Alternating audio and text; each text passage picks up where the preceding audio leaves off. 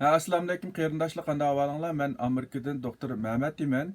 Yaqindan beri ba'zi qarindoshlarga menga ayrim uchur yo'llab, o'zininki shu Xitoydan tarqagan vaboga yuqumlanib qolganligi, gumon qilganligi, nima ish qilishni bilmay qolganligi to'g'risida uchur yo'llab mendan maslahat so'ragan.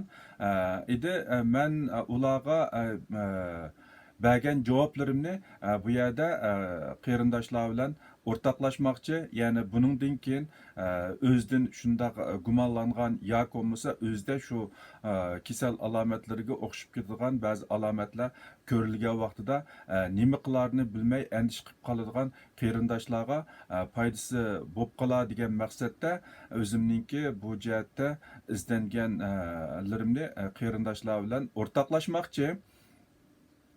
Hem de bu vabaniki bütün dünya miqyasida kengeyişiga ve tarqalgan vaqtning uzurışıga ergişip her birimizningimi yuqumlanish ihtimoligi kundan kunga ishib mangmoqda. Albatta bir qism davlatlarda pasaygan bilan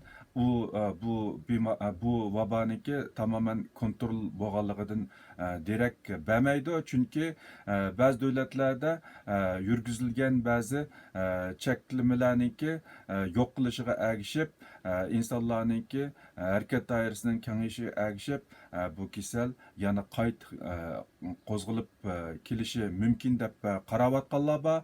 Uningdan boshqa bir qism davlatlarda azaygan bilan yana bir qism davlatlarda tez tarqalyotidi.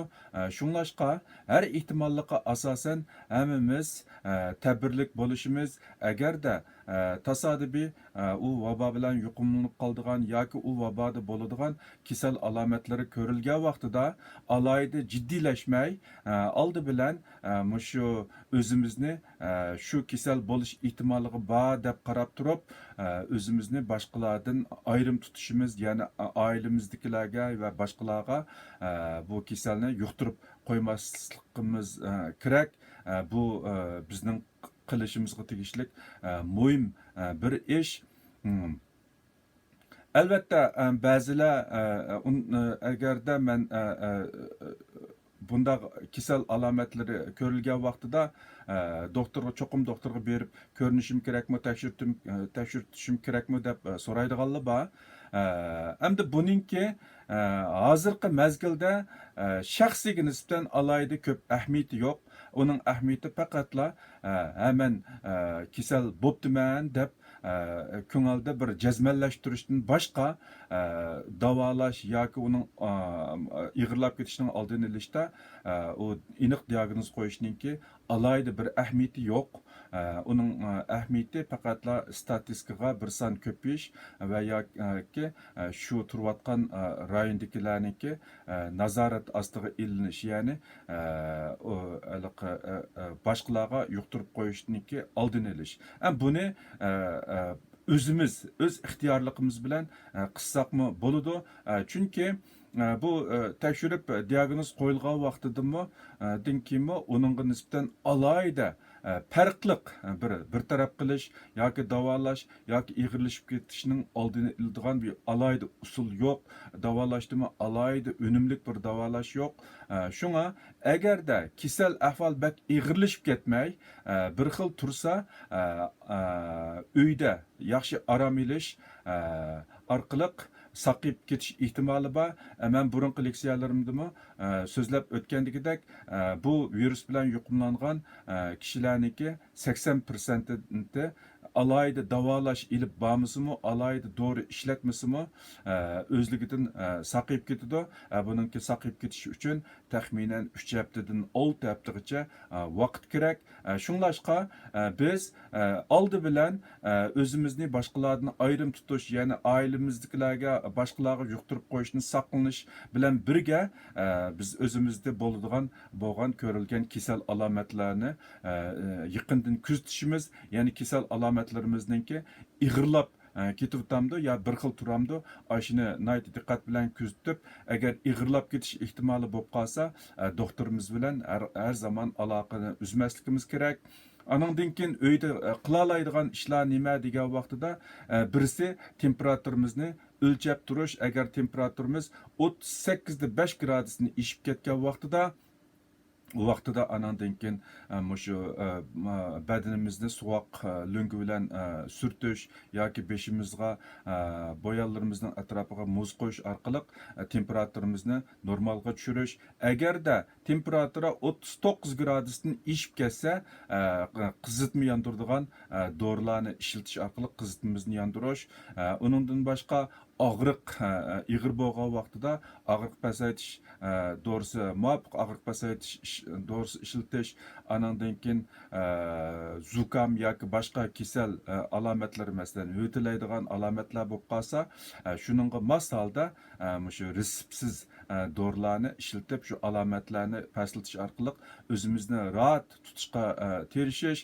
Anandan keyin kasalninki dastlabki ig'irlashmagan ahvol ostida shu sho'rpa ichimliklarni, har xil suyuqlik ichimliklarni ko'proq ichish, anandan keyin sog'lom yemekliklarni yeyish, belgilik badan chiniqtirishga qatnashish, quyoshga uchirishish, anandan keyin badanni issiq tutish, shamoldab ketishning oldini olish, anandan keyin yaxshi orom olish. Bular biz qila oladigan ham bu vaboninki ig'irlashib ketishidan oldini oladigan ağıl bulduğun naytı yaxşı önümlük usullar hesaplandı. Biz bu arqılıq özümüzün immunit gücünü yuqur kötəgə vaxtıda bir tarafdan keselnin ig'irlab ketishinin aldını ağıl bolsa, yana bir tarafdan kasalninki asliga keltirishni tezlatkili bo'ldi.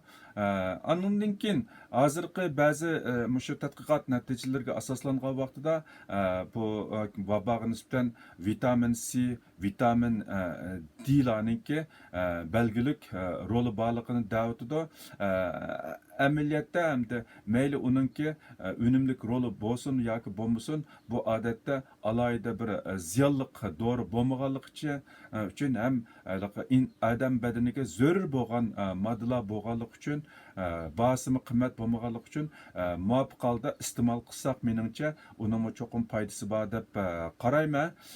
Uningdan boshqa burunqi leksiyarimda ta'kidlab o'tgan aspirinninki mushu vaboga giribtor bo'lgan bir qism kishilarniki qinining uyushib qilib mushu yurak qon tomir yoki men qon tomir kesildi yomon oqibat keltirishning oldini olg'ili bo'ldi deb qarayotdi. Shunga oz miqdorda, ya'ni to'van miqdorda bolalarga ishlatiladigan aspirin, ya'ni 80 milligram yoki undan to'van aspirinni kuniga bir taldan muvofiq iste'mol qilib berish orqali bu kasaldan kelib chiqish ehtimoli bo'lgan ba'zi yomon oqibatlarni kontrol qilib bo'lishi mumkin. Andan boshqa, andan keyin agarda bizningki shu kasal alomatlarimiz ig'irlashib, nafsimiz qisildigan, ko'krikimiz bir narsa besib olgandek his qildigan, ashtaga yomon oqibatlar ko'rilsa yoki bu kasal alomatlar ig'irlashib ketsa, biz u vaqtida cho'qim doktor bilan aloqalashib doktorxonaga berishninki tayyorgarlikni qilishimiz kerak. Anandan keyin agar sharoiti bor qarindoshlar bo'lib qolsa, shu qondagi oksigen miqdorini o'lchaydigan puls oksimeter degan asbob bilan shu qondagi oksigenni o'lchab turishmi bizningki kasal ahvolimizni kuzatishda nihoyatda mo'yin bo'lgan bir usul. Ya'ni u odatda bizningki qondagi oksigen miqdori 98% dan yuqori bo'ldi. Odatda 95% dan tövallimaydi. Agar bu qondagi oksigen miqdori izchil holda 92%, hatto 90% dan tövallab ketsa, bu xatarlik omilninki xatarlik omilning yuz berayotgan xatarlik ahvolning yuz berayotganligidan derak berdi. Bu vaqtida biz cho'qim jiddiy doktorxonaga berishimiz kerak. Bumi mush kasalni kuzatishninki bir yaxshi usuli hisoblanadi. Shu bu kasalga nisbatan hamda şu agarda o'zimizda shu kasalning alomatlari bo'lgan vaqtida shu kasal alomatlariga qarata odatdagi bartaraf qilish ilib berish va bu kasalning taraqqiyotini yaxshi kuzatish meningcha bu kasalni bartaraf qilishningki oilada bartaraf qilishning eng yaxshi usuli. Shunlashqa qarindoshlar agar mushundaq ahvollarga duch kelib qolgan vaqtida bak jiddiylashmay salmoqqa turib yuqorida man ta'kidlab o'tgan ahvollarga bir-birlab diqqat qilgan vaqtimizda ko'pinchimizninki ahvoli 3 haftadan 6 haftagacha yaxshi bo'lib ketishi mumkin.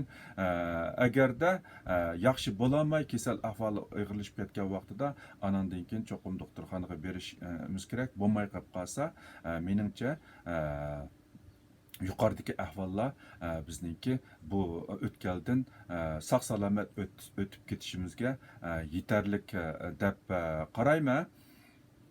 Shunga bularni qayta ta'kidlab sizlar bilan o'rtoqlashib mushundaq ahvolga duch kelib qolgan qarindoshlarga foydasi bo'lishi uchun sizlarga bu qarashlarimni sizlar bilan o'rtoqlashyapman. Hammanglarningki diqqat bilan anglag'ininglarga rahmat. Agarda yana yangi uchurlarga erishsam sizlar bilan vaqt-vaqtida o'rtoqlashib turma. Ko'rishguncha omon bo'linglar. Alloh hammanglarning tinini sog' salomat qilsin. Xayr xo'sh, Xudoga omonat.